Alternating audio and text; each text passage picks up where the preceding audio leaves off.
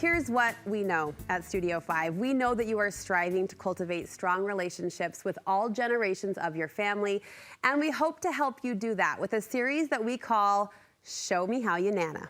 And today we're welcoming to that series one inspiring guest. With a little planning and some overarching values to guide her, Michele Bettridge pulls together grandmothering activities all year long.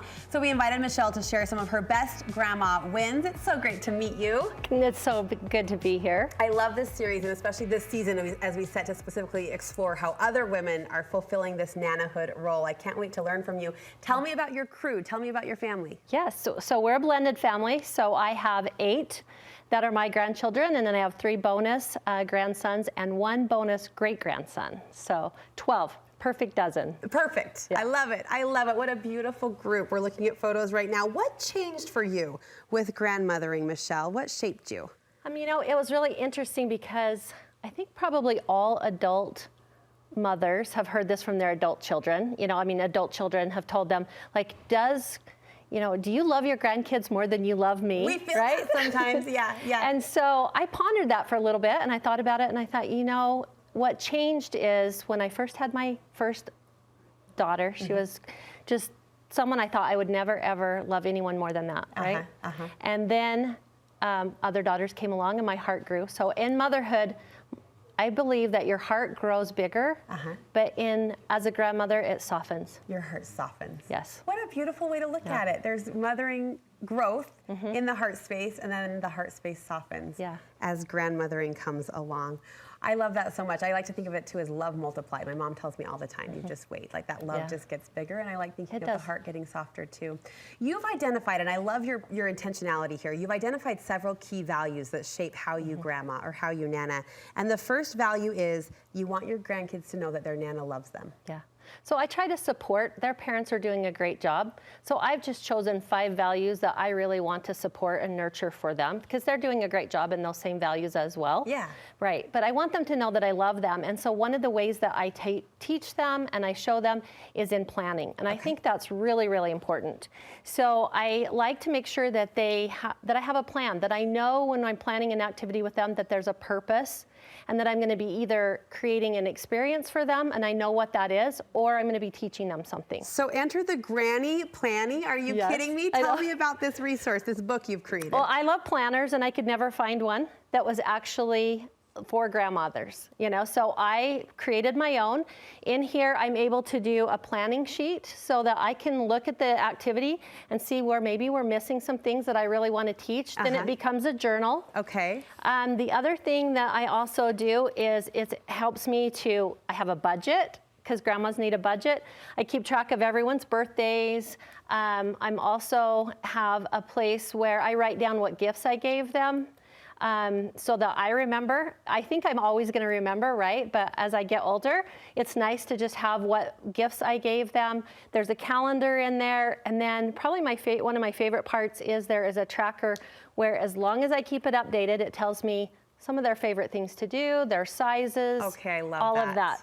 So I have everything in my granny planning, and then I can go and look at it if I have forgotten what their favorite treat is, or a size if I'm at a store. So I love the idea of taking notes, just who their friends are or what their favorite color is at the moment. That is so wise. It's hard to remember that when you're tracking 8 littles, but to document it will make them feel loved and seen. That's fantastic. The one thing that we planned, I think that was probably one of their favorite things, and it took a little bit of planning, but my kids tell me, my daughters say, I would prefer that you do experiences. Don't buy any more toys, no more right? Gifts. No more gifts. Yeah. So I gave them 12 scratch cards, 1 for each month. Okay. And there are 2 selections on there. We put a little scratch sticker on it. And so at the first of every month, this was a Christmas gift, they would scratch one side, left or right, and then they would go with those cousins that chose the left, and they would all go do that activity. And then the other ones would go, the next time with me. So I'm the nana, I get to go to both, right? But the cousins would get to know each other because sometimes they pair off, right? When they're in family dinners. And so this way they got to know all of their cousins. What a genius idea, a scratch card Christmas. That's fantastic. Another value I know you hope to promote and instill is that they know their heritage. They know who came before them and the legacy of family. How do you teach that? How do you promote that? Yeah, this is their most favorite weekend. So I take 2 weekends in the summer. I take the granddaughters on one weekend trip, and I take the grandsons on another. I research out some of their third, fourth great grandfathers. We find out where they lived. We find out stories about them. They see pictures. So those ancestors become real. And I really pick out values that I see in those ancestors that are going to make a huge difference in their life. Oh, how powerful. And I know it works because I had one granddaughter. It was her birthday. It was raining. I said, "What do you want to do? I'll take you anywhere." And she said, "I want to go visit my Grandma Ann's grave." Oh my goodness. And take her a pinwheel, which is just someone she just barely learned about. I'm so touched by that. Yeah. It's powerful. And so that's the weekend they want. Every year they're wondering when we're going to take that weekend. That you're bringing that history, that ancestry to life in a fun, active way is everything. Talk to me about the value of love and respect for country. How are you sharing this with them? So we like to do patriotic boot camps. Okay. And so this was our voting booth back when we had our presidential election. This is great. Yeah, so they came to my house as if it were a voting booth. They got to vote on their president, but their choice, but they also voted on like what they wanted to do on Friday nights with Nana, what they wanted to have for snacks with Nana. So they learned the process of voting, and then the last ballot was which presidential candidate. Then I had the opportunity to kind of teach them, what do you want for, what if you lose, right? Uh-huh. And so they got to feel like, what if the person that I voted for or the thing I voted for? So there's so many teaching opportunities there. But I want them to have a love of their country. So we do Statue of Liberty activities. We do, voting. That's fantastic. Again, your intentionality, like the purposeful way you're approaching this is so inspiring to me. Talk to me about the value of everyday memories. You say this is where sometimes it can happen or it can't, but you're putting intentional planning into building everyday moments. Yeah, just even going out to the restaurant with them. So we have one that I kind of want to become my signature. It's one we just started. I made a lanyard for them, and so what it says on there is we go to different restaurants, and we choose a food item. Okay. So the last one was fries. Uh-huh. So we went to 4 different French fry restaurants, tried their French fries. We voted on them, right? And so we called it Fries Before Guys, and for the boys, we called it Curlies Before Girlies. Oh, I love that. And I just want it so that when they are on Friday nights, if they don't want to go out with their friends, they can call Nana, and we can go on a food scavenger hunt, and then the little lanyards are just for them to kind of collect, make them feel like they're like a food critic when they walk into the restaurant. This is a little token that made an everyday fry adventure something, right? I mean, being with Nana is something, but the fact that you just put a little extra into that event or that experience, I think is so darling. Fries Before Guys, and then the other one was what?